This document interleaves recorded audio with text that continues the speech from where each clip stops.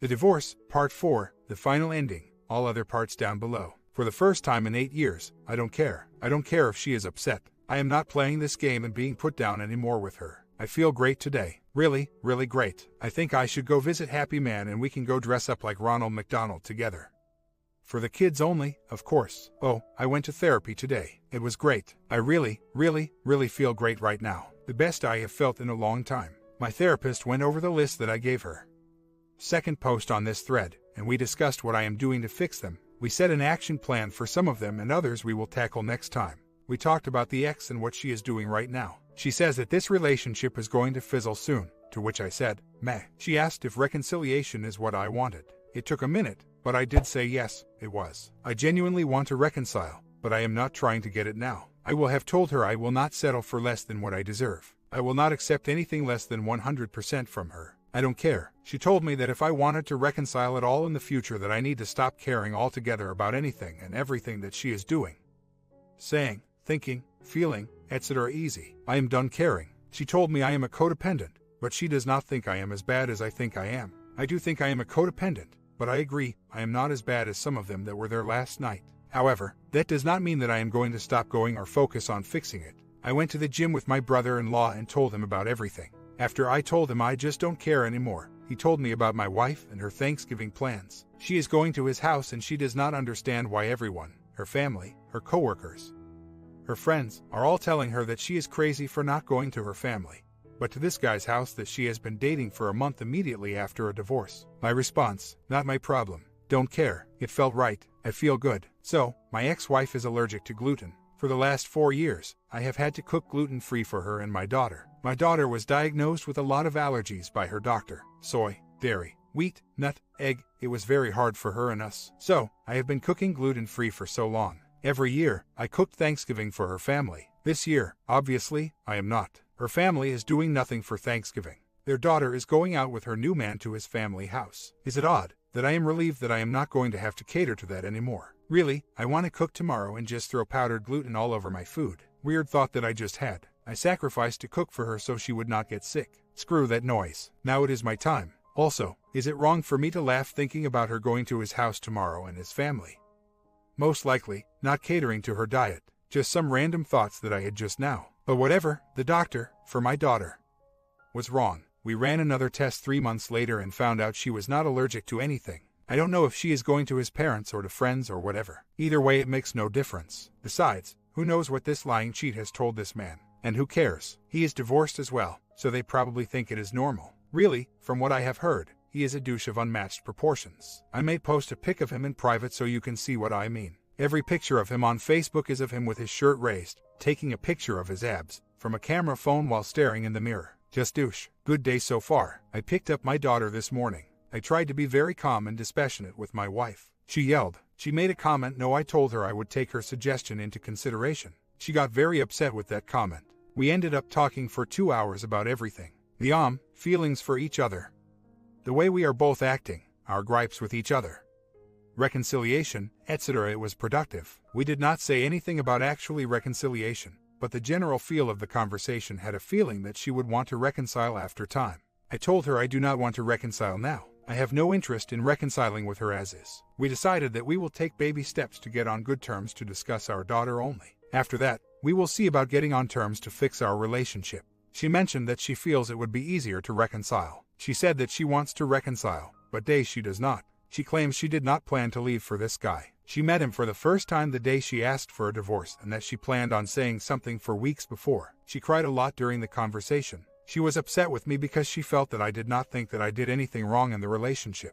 I did not go into detail but told her I know what I did and I own it. I told her that she did just as much but has yet to own anything that she did. So, it was overall productive. Obviously, it does not change anything. She is still with the OM. She is not ready to reconcile and I do not want to reconcile with her until I am better with myself. I was brutally honest with her, since there was an issue I had in the marriage. I told her exactly what I thought of her. Cheat, liar, terrible decisions, etc. She does not agree she is a cheat and I told her it does not matter. She did mention that she has not missed me because I have been so meaning to her. I told her that I am extremely upset with her because of how she ended things. I know why she did and I own my share, but cheating has no excuse. She understood. So, all in all, it was good. I will be nice when it comes to our daughter. I know I am not going to nice her out of this. I am going to continue what I am doing. Go to my meetings and get better. When we talk, I will try to be calm, cool, dispassionate, but not cold or abrasive with her. She said she will be patient with me if I am upset with her. Since she understands why I am upset, the wife came to my new house this morning to get our daughter. Our daughter has been asking for her to come over to show her the new place, especially her princess cave, a large, carpeted storage space under our stairs. I agreed and said it was fine that she could come over. She showed up around 8:30. She stayed for about 30 minutes. It was fine. We did not argue at all. In fact, we joked a little and had a decent time. We talked about her coming over Sunday to get half of our daughter's things. A few things that I think and feel right now. 1. I feel like I am rewarding her for her actions by being nice to her. 2. I feel like she is trying to keep me as plan B, even though she has made no mention or attempt to keep me interested in her that I can tell. 3. I feel like I backtracked a little, but not much with this. Overall, it was fine. I am a little confused today, since we were friendly, but not enough to have second thoughts about what I need to do. I am still moving forward the same as I was before. I am glad that we are being friendly, but now I need to enforce the 180 more. She, I think, is jealous of my new place. It is so much nicer than where she is. She mentioned how nice it was a few times. Our daughter told her that she loves our new place. My ground rules still stand. 1. Scott, the other man, needs to be out of the picture. 2. She needs to admit and be remorseful for what she has done. 3. I need to fix my issues. Until all three are met, I am not entertaining anything from her. Do you think I am going about this the right way? Should I be friendly for our daughter's sake, and to try to keep reconciliation as an option, but move on at the same time? So, yesterday I found out the ex did not go to Thanksgiving with the other man. She went to her family. Leon did come over later in the day to her house though. Her brother did tell me she was very upbeat after our conversation. He said she seems like she was in much better spirits. I told him I don't care. She may feel better since we talked, but she still is making her terrible decisions. Doesn't change a thing. She is being overly friendly with me too. I called this morning to say good morning to my daughter. She answered the phone with a very enthusiastic good morning. I just said hi. She told me what they were doing today and how they want to go to a park near my new house, etc. Staying on course. In therapy, she told our therapist that she liked him because of 2 reasons. He listened to her and he was a runner. I know you can't build a real relationship on those 2 things. I know that it was doomed to fail. The fact that he is a codependent too just seals the deal. I can laugh because she left me for essentially the same crap, but with a different person. I can't laugh because the chances this will end soon are less.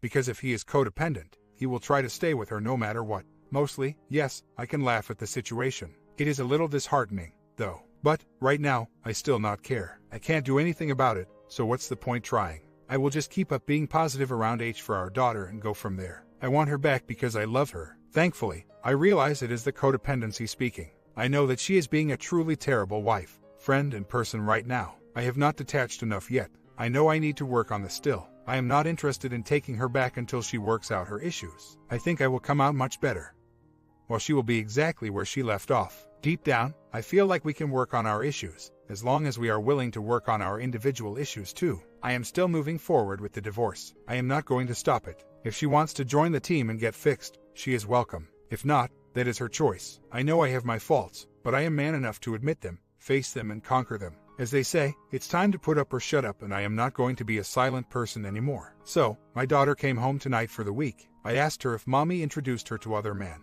She says no. She says mommy talks to a boy named S, and says I love you to him. So, here is my wife, telling her boyfriend I love you in front of our daughter. Classy. I will check with my therapist if they think this is bad for my daughter. I don't have a care in the world that she is telling this guy that she loves him. It actually makes me laugh. I feel good about where I am, at least, right now. The only thing that really gets me down is my daughter. She is acting up so much more since this has happened.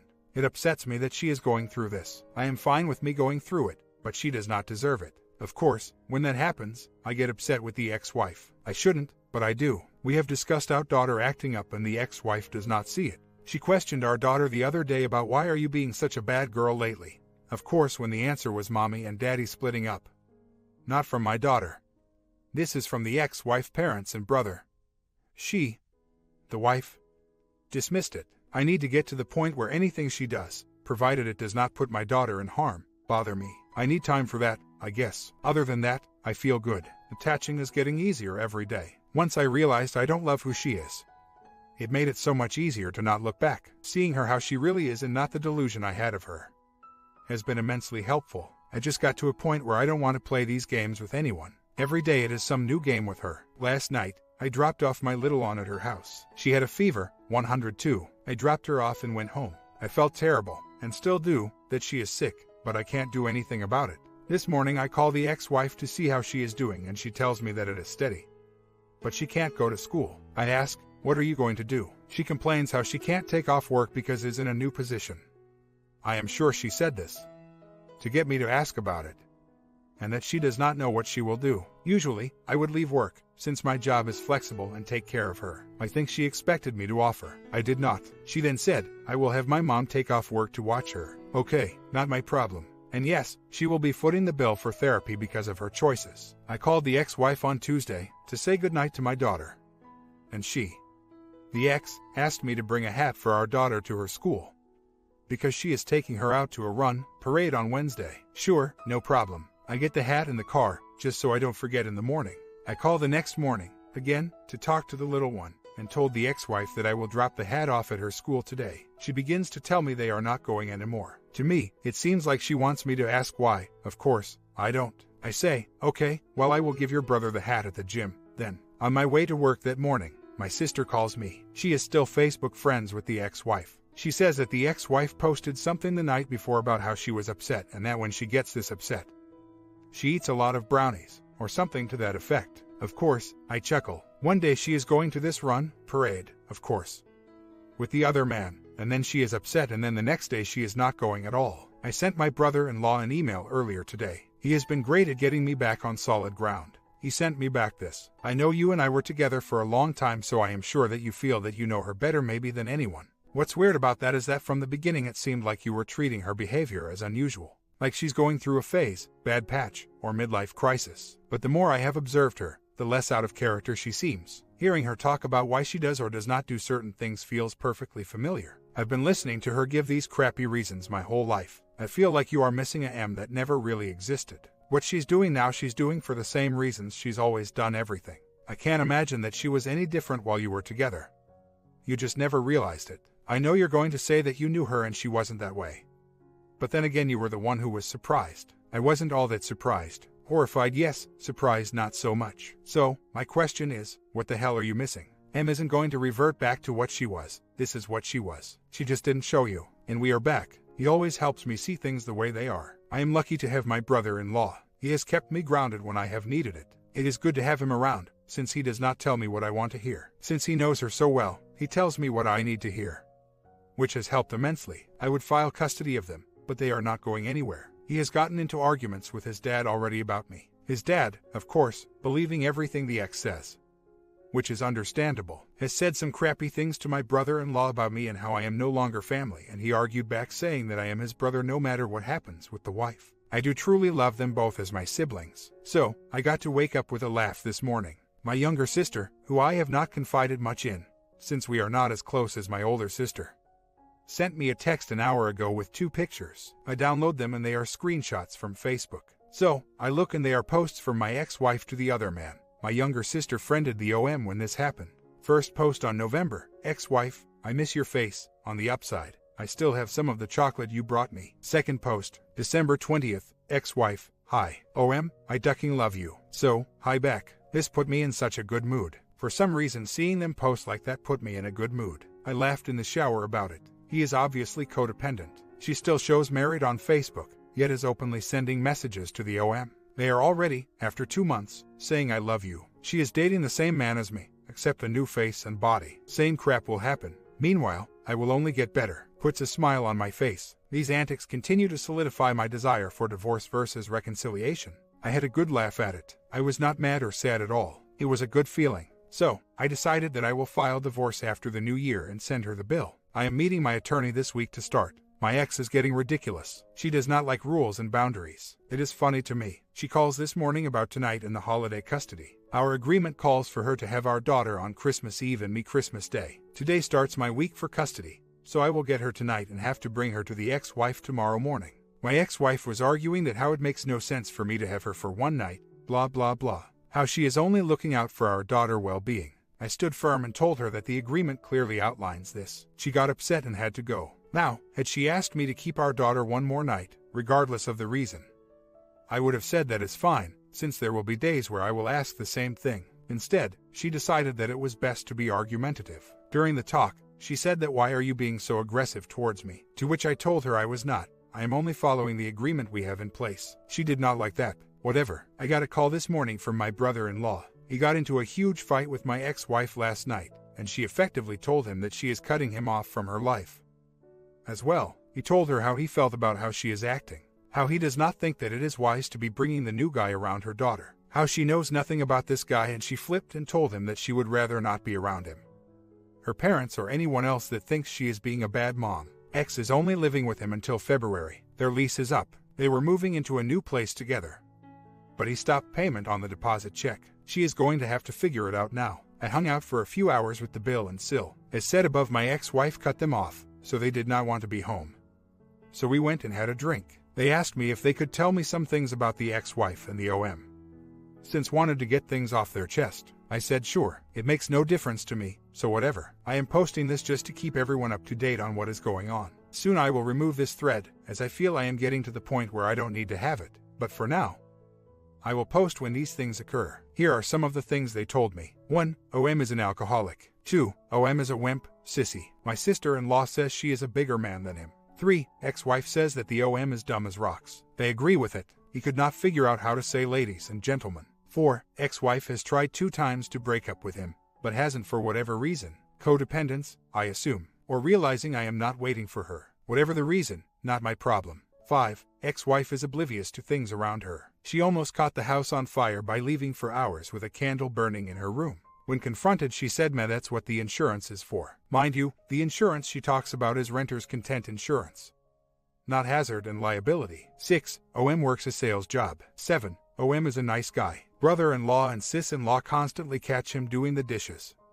cleaning the house, taking out the trash, sitting watching ABC Family Girl movies with her, etc. He does not stand up to her. Just as I didn't. None of the above matter in the slightest to anything. I know that. I am not looking for validation that I am a better man than he is. There is more, but I am recovering from last night, so don't want to type too much more. I feel good today. None of these got to me. None made me angry. None made me wonder why. It did make me smile to hear some of these things, though. So, not complete indifference. I don't want her to suffer. I don't wish ill on her. But the fact that she is dating the same guy as I was and not realizing it just makes me smile. Hopefully, for her sake, she will wake up and start fixing herself. I have been seeing someone for a couple weeks now. Nothing serious. We are both taking it very slow. So, the STBX has sent friend requests to girls on my Facebook. These are people she has never met. None of them have accepted her. They have told me about it. Mind you, this is right after she was informed that I was in a relationship. The STBX has been very nice to me lately. I can't describe it. I get a bad feeling from it. Last night, when I went to the in-laws' house to get my daughter, the father comes out and says hello to me. He came out specifically to say hello and goodbye to me. Weird. This is the man that stated that I ruined his daughter's life, that he hates me, blah blah blah. I have a feeling they are up to something. We will see. X knows nothing about what I am doing. I am sure she checks my Instagram and Facebook. I know that up until last week she was friends with my sister, who I spend a lot of time with on Facebook, until my sister removed her. I know she still follows my sister on Instagram. She admitted to me that she checks my sister's Instagram. So I am sure she is seeing who I am hanging out with and what I am doing. I am not telling her anything though. If she wants to cyber stalk me, that is her business. I am sure that it is bothering her that I am dating someone. I am sure she expected me to sit around and pine over her. Little did she know, I moved forward already. The icing on the cake is that she is still dragging her feet on signing the marriage settlement agreement. I gave it to her back in late October. She still has not signed it. I texted her last night to call me when she has a chance to talk. She called me and was super chipper and happy. I asked her what was going on with the MSA and her mood instantly changed. She said she will have it signed this week. We will see if she signs it. So, I just found out the other man passed away this week. Apparently, my ex broke up with him last week. He begged for her back and she said no and ignored him, and he passed on Thursday. I don't know how. She did say that he was ex himself the whole time she did not answer the phone. I called her just now to offer my support and sympathy. I told her that I am here to talk if she needs it. I truly feel bad for her. I hated him, but never wished him harm. I never wanted her to suffer through this, and it is not about winning her back. I don't want that. This does not change that. It is about helping someone that I cared for through a dark time. Was she there for me when I was in misery? No. Was the No, I get that. I am better than that. Will I take her back? No. Will I offer my support to help her fix herself and heal? Of course, I will be careful and not get sucked into the chaos. But I won't just sit around and not try to help. She can accept it or decline it. I only offered. Days later. So, I finally got the marriage settlement agreement signed. She delivered them to me last week. So, this week I will file for divorce and have her served. A month later, the ex-wife and I are on better talking terms now for co-parenting. We met 2 weeks ago and hashed out a lot of issues we had. Here is an overview of the conversation. We discussed normal parenting issues like schooling, extracurricular activities, etc. Everything was agreed on amicably. After the last few therapy sessions, I started to realize some issues that I caused in the relationship. I have been so upset with the ex for how she broke things off. The lying, manipulation, sneaking around, etc. What I realized is I did the same things to her for years. Not the sneaking around. I lied, manipulated to her for years during the marriage. She was bitter and upset about it. I realized how could I possibly blame her and be upset with what she did, when I did the same thing. So, when we met, I apologized for my actions. I told her that I am sorry for the years of lying, the years of being a piece of crap husband. It felt good to get it out in the open. She apologized for how she broke things off. She told me that she regrets how she separated from me. She does not regret the separation, but how she conducted herself. She told me she misses me and still loves me very much. She told me how the OM passed away. He drank himself to X in his car in front of the gym. She told me that she feels guilty about it, but she felt that she was in an abusive relationship with him. I told her how upset I was that she had this obviously unstable person around our daughter. She agreed and said that she was not thinking and did not know the level of his issues. I told her how I was upset with her that she allowed him to sleep in the same bed as our daughter. She swore that he never slept over with her. It doesn't matter if she is being truthful, as it is already done. If she feels that she still needs to lie about that to me, then that is her issue. We are going to get together on Wednesday with our daughter to allow midweek visitation. I think this will help our daughter by allowing her to see the other parent midweek and also potentially help us in better communication for our daughter's sake. During the conversation we laughed and joked, even about the separation. She asked me to hold off on the divorce until May, so she can help pay for it. I told her I would pay for it and she can reimburse me. She has not responded to that yet. We walked back to the car and she asked for a hug. I feel like we are in a better place. I have forgiven her for what she has done. I feel like this will help us become better co-parents for our daughter. There is no talk of reconciliation or anything of that nature. Weeks later. So, last week the STBX asked me to delay the divorce until May. I told her I would think about it. I sent her an email this morning stating, "Hey, I wanted to discuss the divorce documents with you. You requested that we hold off until May to file. I am a little confused on this request. I assume it is for monetary reasons. Regardless of the reason, I would prefer to start the process now. I will cover the cost for now and you can reimburse me your portion, or I will just pay for the divorce if you can't assist. We can still go meet at the courthouse, if you prefer, or I can have them serve you at home. I will not reference your office address on the documents, so they do not serve you there. Your father would have to be home and they can have him serve the documents. Let me know how you want to proceed and I will move forward on it this week. Thanks." To which she replied, "Hi Em. It was for monetary reasons that I wanted to delay. Elle's wedding is tapping me. Between dresses, alterations, gifts, lunches, bridesmaid outings, hotel rooms, etc. I don't want you to have to take on that financial burden on your own. So I will definitely reimburse you come May, and you have no idea how sincerely sorry I am for not having it in me to reconcile. I feel tremendous guilt and regret about giving up on 9 years with you and a family. I know outwardly it may not seem that way. I keep busy.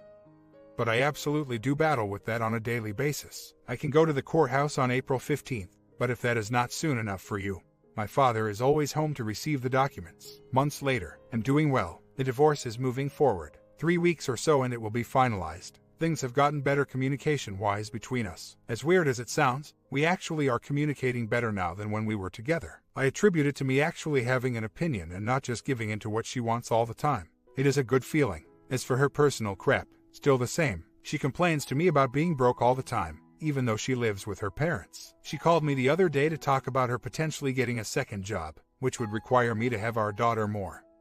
Which, I of course agreed to. During the same conversation, she started to complain to me about how her father treats her like a child and micromanages her. I listened to her complaints for a minute, then moved the subject back to our daughter and got off the phone. She wants to still confide in me and I am not okay with that. She knows that I am seeing someone, as well. All in all, I am just moving along. Same as before, just trying to keep improving. Would I want her to keep her issues to herself and likewise, my issues will stay with me? I won't lie, I was tempted to listen to her complain and use me as a soundboard, or for comfort. But now I know that it is not healthy for myself. her or our daughter to allow that behavior. As for the communication, it does seem that we can communicate better now. There seems to be no more anger on either of our parts and it just feels normal. No other way for me to say it. We do compromise with each other more now. For instance, she started going back to school, which required me to change our schedule for custody. Of course, I agreed to change it to help out. I think she was surprised that I was accommodating. A month later, as of now, the divorce is not finalized. We are both working towards getting it done, but the courts are so backlogged here that it is taking time. We are not arguing over any details of the divorce. We both just want it done. We are both dating new people. She has not mentioned anything more about the suicide of the previous suitor, whom she left me for. In fact, she has erased some references to him from her social media accounts, according to my sister-in-law, who is friends with her on Facebook. I will update about the new girl below. Our communication has been good lately. We email, text, and call each other if we need to discuss something. The other day, we had a 30-minute phone call that was about nothing important, just kind of an update to how each of us are doing. She obviously still cares about me and I care about her. It was nice to be able to have a conversation with her about things other than our daughter, and it remained civil. Last week, we had an agreement that we would meet Sat morning to do tax-related items. We agreed, at least this is what I remember, since we agreed verbally on our phone call, that we would meet at 10 a.m. and after taxes, she would take our daughter, since she was getting her at 5 that night. There was no point in meeting 2 times. We live 30 miles apart. She called at 9:30 and canceled the tax meeting. This has been canceled by her numerous times. I texted her asking what time I should bring our daughter to her, and she had no recollection of the agreement. Typical. So, we both start arguing over text about it. I tell her that I made plans and had to cancel them because of this and that I am not okay with it. Things got a little heated and we stopped texting. I agreed to keep our daughter for the day. About 2 hours later she calls me. I answer and she immediately apologizes for it. Hell officially froze over right then. Honestly, I am still surprised. She has never really apologized for something like that. We talked for a few minutes and she explained that she does not want to have tension between us and agreed that she does not want to go back to how we were when we first separated. She mentioned it was nice being able to talk to me like a normal person. We ended the call on good terms. As for the new girl, we originally met back in December at a mutual friend's house. We said hello, nothing more. I was still devastated by the separation at that time, so I was not even thinking of a relationship with anyone. We saw each other again on St. Patty's Day at that same friend's house. We started talking via Facebook and text. We finally went out on our first date in April. Things are going well with her. It is obvious she likes me a lot. I have met her friends and one of her sisters. She has met my friends and my older sister, who I am very close. But to be fair, she actually knew her before she knew me. I have a few issues that I told her yesterday we need to talk about, though. She has an issue that I am still technically married. I don't see the problem, honestly. To me it is just a piece of paper at this point. She will use this excuse to not talk about things that I think need to be discussed. For instance, we have not actually had a discussion about a committed relationship. We have discussed that we are exclusive, in the sense that we are not sleeping with anyone else. But there is no girlfriend, boyfriend labeling, which I am fine with, but I want to know I am not wasting my time here. She is very religious. I, as some of you know, am an atheist. I don't bash or belittle someone's religious beliefs. I do enjoy discussing them intellectually. I have never called someone stupid for believing in any religion, especially someone I care for. The other night, while driving to dinner, we got on the subject of my posts on Facebook. I just shared some news about some corrupted churches. Anyway, I was told by her on the drive that she has since blocked me from her news feed because I share the opinions of stupid people and help perpetuate stupid people's beliefs. Wow, this pissed me off to no end. I told her right there how unacceptable that was and told her we would talk about it, as I am not okay with that behavior. She is very reserved, quiet, and easily offended. I am crass, blunt, and extroverted. I know I cannot change her. I get that. I need to find a common middle ground where my sense of humor is not insulting to her. Months later, final update. The divorce is still dragging on. I filed for divorce a few months ago and everything seemed to be fine. Of course, it isn't. First, she forgot to have a document notarized. That put us back a week. Now, she forgot to take a required parenting course that needs to be submitted to the judge. I have asked on numerous occasions what is going on with it, and her answer is always financial. The course is $40. I can understand if she lived on her own and had bills, but she lives with her dad. Her financial decisions are not my business anymore, but once it starts affecting me it gets irritating. On a related note, she did have enough money to go on a cruise over New Year's. Like it has been throughout the past, she could not care about the divorce, or so it seems. She did a great job disconnecting. She admitted to never reading the marriage settlement agreement, since she did not have the time. Fair enough, that's her decision. She has decided to go back to school, which I applaud her for. even though I do not agree with her financial decisions on it. We have gone as far as redoing our custody schedule so I can accommodate her schooling. I don't mind doing that since her going to school and getting a better job will only help my little one. I am not over-accommodating on it, though. I changed the schedule since she has class on a certain day so I would have our daughter. Simple. We have gotten into a few arguments. She asked me if I could take the little one on Thanksgiving, even though it is her year. Usually, I would, but 1. I did not want to break my plans so she could make her own, and 2. I cannot be accommodating every time she wants something. Sometimes it is best to say no, even if it does not really affect you. She asked me on 5 separate occasions about changing. I told her no each time. The 5th time I asked her what was up. She clearly is desperate for me to change since she has asked numerous times. Of course, she blew up. No big deal, I expected it. Other than that, the ex and I have been doing fine. I still find it hard to talk to her in person. I can be friendly on the phone with her, but in person I have a hard time talking with her. I do know that she has brought the new guy around our daughter. She claims only in social settings, which, even if not true, I can't control. I have nothing against this guy, since he was not the one to have her cheat on me. Seems like a good guy from what I can tell. In September, I wrote her a letter. The theme of the letter was that of acceptance. Acceptance for the wrongs that I have done to her throughout the marriage. Acceptance for what she has done to me. Acceptance for everything that has happened since our break. I wanted to express to her that I forgive her and that I don't want us to hate each other. I saw that with my parents and I don't want that for our daughter. It felt great getting that off my chest with her. I was just as much at fault for this as she was. Her response was thank you. That letter was amazing. As some of you know, I started dating someone back in March. Things seemed fine. I made sure to practice what I have learned, so I did not fall back into the codependency trap. I started to really care for her. We went on trips, met family, etc. She had a serious issue that I was still technically married. I personally don't get it, but that is her feelings. I cannot change that. She did not want to be official until I was divorced. Okay, fine. We went on a trip in September to Orlando where a lot of friends were going to be. She met all of them, a lot for the first time. A few people introduced her as my girlfriend. When we got back home, she flipped. We are not dating and she does not want to be called that. I said fine and left. I told her that she does not have to be called anything and that our relationship will be just that. She would rather be friends with benefits and people to know that, than to be a girlfriend to a married, going through divorce, guy. Okay, I allowed it for a while, since it really does not bother me. I stopped any and all things a BF would do. No trips, no family, etc. I let her know she could date other people as well, since we are not official. Of course, this did not sit well with her. I told her I was not okay with it, since we are not dating. My comment: what do you guys think about this final ending? Learned anything new? I think OP learned something valuable in this divorce. He learned how to deal with his codependency problems. If you like this story, sub and bell and I will see you in